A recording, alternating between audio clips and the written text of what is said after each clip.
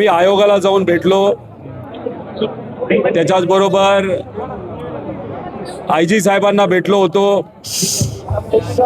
CPंना भेटलो, क्राईम डिपार्टमेंटला भेटलो. या अनेक लोकांना भेटल्यानंतर या सगळ्यांना आम्ही विनंती केली होती की आमच्याकडे जे पुरावे आहेत ते आम्ही तुम्हाला दिलेले आहेत. ऋषीभाऊ गांगडे इथं आहेत, तर हे सर्व पुरावे आम्ही तुम्हाला दिलेले आहेत. FDAचा इन्स्पेक्टरचा पेपर जो MPSCच्या माध्यमातून घेतला जातो तो फुटलाय. त्याचे जे प्रश्न आहेत ते फुटलेत, हे आमचं सगळ्यांचं मत होतं. पण दुर्दैव असं MPSCने ते स्वीकारलं नाही. MPSCला आम्ही दबाव टाकून विनंती करून इन्व्हेस्टिगेशनला तपासाला तुम्ही सुरुवात करा असं सांगितल्यानंतर त्यांनी इन्व्हेस्टिगेशन सुरू केलं. पोलीस विभागाने इन्व्हेस्टिगेशन चांगलं केले, अधिकारी चांगलेत. CP मुंबई त्याच्याचबरोबर PI देसाई यांनी चांगलं इन्व्हेस्टिगेशन केल्यानंतर काल रात्री 11 वाजता MPSCने मान्य केलं की FDAचा जो इन्स्पेक्टरचा पेपर आहे त्यातले प्रश्न हे फुटलेले आहेत. आम्हाला असं कळतंय की 3 अधिकाऱ्यांची नावं FIR मध्ये आहेत. अजून FIR आमच्यापर्यंत आलेलं नाही आणि इतर 6 लोक त्याच्यामध्ये आहेत, त्यांची नावं सुद्धा आमच्यापर्यंत आलेली नाही. आपण सगळ्यांनी एक गोष्ट जाणून घेतली पाहिजे, 1997ला MPSCचा पहिल्यांदा पेपर फुटला होता PSIचा, आणि त्यावेळेसचे अध्यक्ष जे होते MPSCचे, काय नाव होतं त्यांचं, कर्णिक, त्यांना जेलमध्ये टाकलं होतं. 1.5 वर्ष जेलमध्ये होते. आता विद्यार्थ्यांची मागणी, आमची सगळ्यांची मागणी आहे की FDAचा हा जो पेपर इन्स्पेक्टरचा फुटला, त्याचे जे प्रश्न फुटले, त्याच्याच बरोबर एक्साईजचा जो इंटरनल लेवलची परीक्षा असते त्याचं मार्किंग पॅटर्न फुटलं. त्यामुळे MPSCचे आत्ताचे जे अध्यक्ष असतील, सेक्रेटरी असतील, यांनी नैतिक जबाबदारी स्वीकारून या महिन्याच्या अखेरेसपर्यंत राजीनामा द्यावा आणि राजीनामा दिल्यानंतर एक स्वच्छ प्रतिमेचा, ज्याची प्रतिमा लोकांना माहिती आहे की स्वच्छ आहे, अशा व्यक्तीला अध्यक्ष म्हणून तिथं बसवावं. आणि आम्ही अजून एक विनंती करतो की हे जे काही तपास आहेत, FIR आहे, ह्या सगळ्या गोष्टी तुम्ही पब्लिक करा, लपून ठेवू नका. कालच्या पत्रामध्ये एकाच विद्यार्थ्याला हा पेपर आहे ते प्रश्न देण्यात आले असं सांगितलंय, ते साफ खोटे. अनेक लोकांची नावं आम्ही दिलेली आहेत. एक पेपर हा 40-40 लाख रुपयाला तिथं गेलेला आहे. त्यामुळे हा जो भ्रष्टाचार आहे, MPSCचा पेपर कधीच फुटत नव्हता. 1997 नंतर आत्ता तो पहिल्यांदा फुटलेला आहे. त्यामुळे कुठेतरी मुलं आता घाबरलेली आहेत. कारण का ह्याच्यातून आपण जर बघितलं तर PSI असेल, डेप्युटी कलेक्टर, तहसीलदार या मोठ्या मोठ्या पदाच्या परीक्षा सुद्धा MPSCतून घेतल्या जातात. एक पेपर फुटला तर बाकीचे सुद्धा पेपर फुटू शकतात असं आता विद्यार्थ्यांना वाटत आहे. त्यामुळे इथं चांगला अध्यक्ष असणं महत्त्वाचं आहे. आणि पेपर घेत असताना हे चुकीचं उदाहरण आहे की एक पेपर ऑफलाईन पद्धतीने तिथं फुटला कारण अधिकाऱ्यांनी फोडला. पण याच्यात आम्हाला येणाऱ्या परीक्षा ह्या ऑफलाईनच पाहिजे, ऑनलाईन नको, ही आमची ठाम मागणी. फक्त अध्यक्ष हा चांगल्या प्रतिमेचा या आमच्या आयोगाला तुम्ही द्यावा अशी सरकारला सुद्धा विनंती करतो. त्याच्याच बरोबर सामान्य प्रशासनाचे जे मंत्री आहेत, जे आदरणीय मुख्यमंत्री साहेब आहेत, त्यांनी सुद्धा या बाबतीत आज संध्याकाळपर्यंत या विद्यार्थ्यांना स्पष्टीकरण द्यावं. आणि अध्यक्ष तुम्ही बदलणार आहात का, कुठल्या व्यक्तीला तुम्ही अध्यक्ष बनवणार आहात, हे स्पष्टपणे विद्यार्थ्यांना सांगावं अशी मी त्यांना विनंती करतो. दादा, कंत्राटदारांचा एक प्रश्न आहे. एकीकडे तुम्ही MPSCच्या सगळ्या विद्यार्थ्यांसाठी लढताय पेपर फुटी विरोधात, दुसऱ्या कंत्राटदारांचा मुद्दा आहे. आज दुसऱ्या कंत्राटदारानं आत्महत्या केल्या, सरकारकडे 40 लाख रुपये नव्हते असं त्याच्या घरच्याचं म्हणणं. नांदेडचा तो होता, काम पूर्ण झालं पण पैसे सरकारनं दिले नाहीत. जे देवकाते नावाचे जे कॉन्ट्रॅक्टर आहे, दुर्दैवाने त्यांनी तिथं आत्महत्या केली. खरं तर मला या सर्व मराठी कॉन्ट्रॅक्टरला विनंती करायची आहे, आपण रस्त्यावर येऊ, आपण लढू, आणि एकदा आपण एकजूट दाखवली ना तर आपल्याला यश आल्याशिवाय राहणार नाही. आजपर्यंत 6 कॉन्ट्रॅक्टरांनी दुर्दैवाने त्या ठिकाणी महाराष्ट्रात आत्महत्या केलेली आहे. आणि हे सर्व कॉन्ट्रॅक्टर मराठी आहेत. गुजराती कॉन्ट्रॅक्टरचे पैसे वेळेवर दिले जातात, आंध्र प्रदेशच्या कॉन्ट्रॅक्टरचे पैसे हजारो कोटी रुपये वेळेवर दिले जातात. पण मराठी कॉन्ट्रॅक्टरचे पैसे 90,000 कोटी रुपये हे तुम्ही जलजीवनचे घ्या, PWDचे घ्या, ग्राम विकासचे घ्या, नाही तर अजून कुठल्याही विभागाचे घ्या, 90,000 कोटी रुपये अजूनपर्यंत दिलेले नाहीत. याच्यात काही लोकांनी आपल्या पत्नीचे दागिने विकले, जमिनी विकल्या, घरं विकली, घरं कुठल्या तरी व्यक्तीला पैसे व्याजावर घेण्यासाठी तिथं तारण दिली. असं करून सुद्धा 2 वर्ष झाले, 3 वर्ष झाले, 4 वर्ष झाले या लोकांचे पैसे येत नाहीत. मी विनंती परत एकदा करतो की कृपा करून आत्महत्या करू नका. आपण स्वाभिमानी लोक आहोत. आपली एकजूट आली ना, या सरकारला झुकू, गुडघ्यावर आणू. येत्या काळामध्ये या सर्व कॉन्ट्रॅक्टरनी निर्णय घ्यावा की पुढच्या महिन्यामध्ये एक स्पेशल अधिवेशन, हे कॉन्ट्रॅक्टरचं, मी राजकीय अधिवेशन म्हणत नाही, या सर्व कॉन्ट्रॅक्टरचं त्यांचं एक अधिवेशन त्याने महाराष्ट्रामध्ये, महाराष्ट्राच्या सेंटर ठिकाणी घ्यावं. आणि जे डिसेंबर महिन्यामध्ये नागपूरला अधिवेशन येते त्याच्या आधी सरकारने या सर्व कॉन्ट्रॅक्टरचे पैसे द्यावेत. नाहीतर ते अधिवेशन हे कॉन्ट्रॅक्टर व आम्ही सर्वजण या मराठी लोकांना ताकद देण्यासाठी हे चालून देणार नाही. हे मात्र इथं आमच्या पक्षाच्या वतीने एक कार्यकर्ता म्हणून इथं मी बोलून दाखवतो.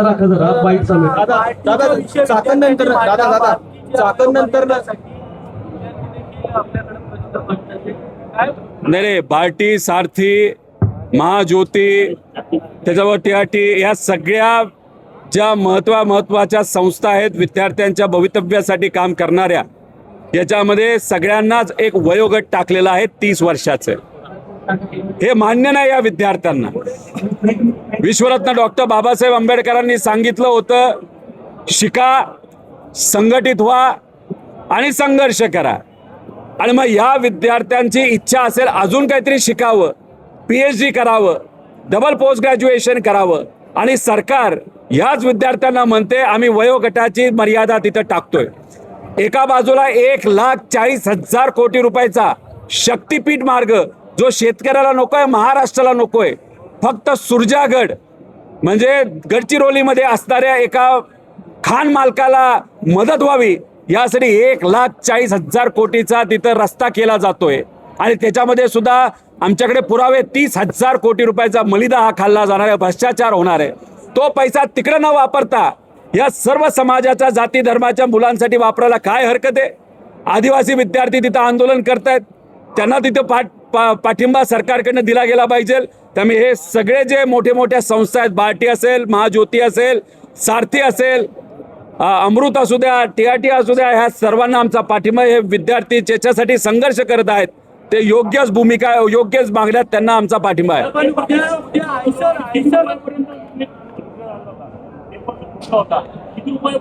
आम्हाला जे कळलेलं आहे, MPSCचा पेपर, FDAचा इन्स्पेक्टरचा 40 लाखापर्यंत सुद्धा गेलेला आहे. सुरुवातीला कदाचित तो 10-15 लाखाला गेला, नंतर तो वाढत 40 लाखापर्यंत गेला.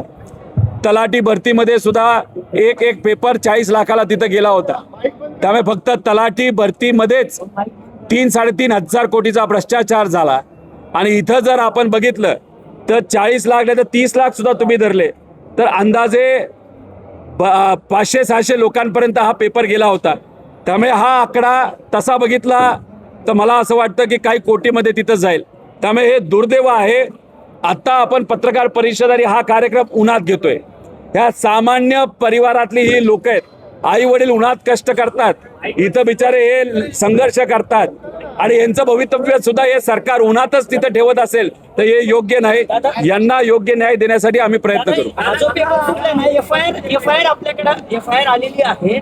आता ती FIR कदाचित चुकीची असेल. न्यूज 18 तर्फे आम्ही सांगतो की ती FIR आम्ही हे करत नाही, पण त्याच्यात असं लिहिले ज्यांनी पेपर फोडलाय ना त्यांनी त्याच्या गर्लफ्रेंडसाठी पेपर फोडलाय. ही पोलिसांची माहिती आहे, आमची माहिती नाहीये. त्या FIR मध्ये अशी नमूद आहे की एकाच विद्यार्थिनीकडे तो पेपर गेला होता सुरुवातीला. मग एकाच विद्यार्थिनीकडे गेला असेल तर बाकीच्या विद्यार्थ्यांचं MPSCनं का नुकसान केलं, वेळेत ऍक्शन का घेतली नाही? हे बघा, याच्यात एकच विद्यार्थी नाही तर विद्यार्थिनी याच्यात जबाबदार आहे असं नाही आहे. हा पेपर अनेक लोकांना दिला गेला आहे. काही विद्यार्थी असे आहेत की एकाच खोलीत 4 राहतात, त्या 4 पास झालेली आहेत.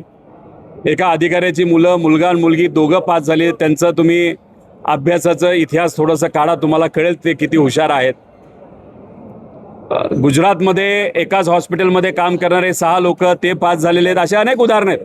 नावं दिलीत, क्लासेसची नावं दिलीत. नांदेडचं कनेक्शन आहे, नंदुरबारचं कनेक्शन आहे, बार्शीचं कनेक्शन आहे. हे सगळे आम्ही तिथं दिले. आणि मला सांगितले त्यांच्या मित्रपरिवारातून काही विद्यार्थ्यांनी व त्यांच्याकडनं सुद्धा काय नवीन पुरावे आलेले आहेत ते मला आज देणार आहेत. ते पुरावे आम्ही बघू. जर पोलिसांनी योग्य तपास करून सगळे डिटेल्स लवकरात लवकर दिले नाहीत आणि जर हे पुरावे आम्ही दिले आणि पोलिसांपेक्षा वेगळे पुरावे आम्ही दिले तर पोलीस डिपार्टमेंट काहीच काम करत नाही हे सिद्ध होईल. त्यामुळे पोलीस डिपार्टमेंटला मला इथं सांगायचं आहे, आमच्याकडे बरेच पुरावे आहेत. त्यामुळे या इन्व्हेस्टिगेशनला सिरियसली बघा. हा तपास आणि या तपासाचा रिपोर्ट कोणाचाही दबाव आला तरी सुद्धा पारदर्शक पद्धतीने रिपोर्ट तुम्ही द्या. नाही तर उद्या जाऊन आम्ही जर वेगळे पुरावे दिले तर त्यात पोलीस विभाग हा तोंड्यावर सुद्धा पडू शकतो.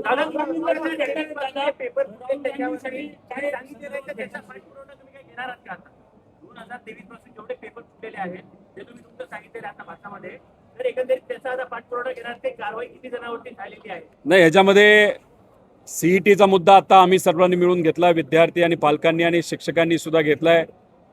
तलाठी भरतीचा काही विषय आम्ही सोडलेला नाही, त्यात आम्ही खोलात जाणार आहे. त्याच्याचबरोबर आत्ता जो MSRDCचा पेपर फुटला आहे त्याच्यात आम्ही लक्ष देऊन आहोत. MMRDAचे आणि हे जे काय बाकीचे मागचे पेपर आहेत याच्यामध्ये सुद्धा त्यावेळेस आपण बघितलं असेल, आम्ही अधिवेशनात सुद्धा बोललेलो आहे. अधिवेशनात बोलत असताना कडक कायदा पेपर फुटीचा यावा पहिला मुद्दा आम्ही मांडला होता. पण मग सरकारने या बाबतीत कुठंच काही सिरियसली घेतलं नव्हतं. प्रेसिडेंट आपल्या ज्या मॅडम आहेत त्यांनी आदेश दिल्यानंतर एक तुटका मुटका कायदा आणलेला आहे. त्याच्यात बदल व्हावा यासाठी मी प्रायव्हेट बिल आणले, पण दुर्दैवाने त्यात चर्चा काहीच झालेली नाही. त्यामुळे या अधिवेशनामध्ये ते प्रायव्हेट बिल चर्चेत आणून त्याच्यावर चर्चा करून कडक कायदा कसा येईल हे आम्ही सुद्धा बघू. आणि ह्या सगळ्या पेपर फुटीवर आम्ही लक्ष देऊन त्याच्यात ज्या ज्या लोकांवर कारवाई झाली आणि ज्यांच्यावर नाही झाली याचा सुद्धा वेगळा अभ्यास करू. विद्यार्थ्यांचे प्रश्न तुम्ही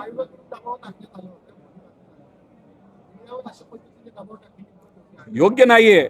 म्हणून मी मगाशी सांगितलं, मराठी मीडिया आणि जो कुठला मीडिया या विद्यार्थ्यांच्या बाजूने सामान्य लोकांच्या बाजूने त्यांना खरंच मानलं पाहिजे. तुमच्यासारख्या पत्रकारांना मानलं पाहिजे, कारण का तुमच्यावर दबाव नक्कीच तिथे येत असतो. त्यामुळे जेली कुणी दबाव टाकलाय आता त्याला उलट पत्र तुम्ही तिथं द्या. आता प्रूव्ह झालंय, आता तुम्ही त्या बाबतीत काय करणार आहात. त्यामुळे नेहमी आपल्या महाराष्ट्राच्या पत्रकारांनी सामान्य लोकांच्या बाजूलीच भूमिका घेतली, त्यासाठी मी त्यांचं अभिनंदन करतो. मला असं कळतंय राहुल गांधीजी महाराष्ट्रामध्ये पुढच्या काही दिवसात येणार आहेत आणि ते येत असताना कदाचित आम्हाला जे काही काल चर्चेत कळलेलं आहे, आदिवासी मुलामुलींचं जे आंदोलन चालू आहे त्या आंदोलनामध्ये सुद्धा ते कदाचित येऊ शकतील. आमचं एवढंच मत आहे की हे जे काय आंदोलन आज महाराष्ट्रामध्ये सुरू आहे त्याच्यात खूप मोठ्या प्रमाणात या समाजावर अन्याय सुरू आहे. आज जे अशोक भाऊ राज्याचे आदिवासी मंत्री आहेत ते पुण्यात येत आहेत असंही आम्हाला समजलं आहे. ते जाऊन आंदोलन करताना 15 दिवसानंतर भेटणार आहेत, उपोषण करताना आणि आंदोलन करताना. आता खरं तर एवढा उशीर तुम्ही करत असाल, तुमच्या हातात अनेक गोष्टी असून सुद्धा तुम्ही जर निर्णय घेत नसाल, मुख्यमंत्री साहेब जर इतर गोष्टीमध्ये बिझी असेल तर त्यांना जाऊन भेटून मागे लागून या समाजाच्या मुलामुलींना न्याय देण्यासाठी तुम्ही का प्रयत्न केले नाहीत. तर येत्या काळामध्ये कदाचित आता सुरू झालंय मुलांकडनं, पण उद्या जाऊन या आदिवासी मंत्र्यांचा राजीनामा सुद्धा आता मुलं मागायला लागलेले आहेत आणि त्यांच्या मागणींना, मुलांच्या मागणीला आम्हाला येत्या काळामध्ये पाठिंबा सुद्धा तिथं द्यावा लागेल. म्हणून आजच्या आज त्या मुलांच्या बाजूने सकारात्मक निर्णय देत असताना तो कागदावर फुल प्रूफ निर्णय देण्यात यावा अशी आम्ही विनंती करतो. हिंदी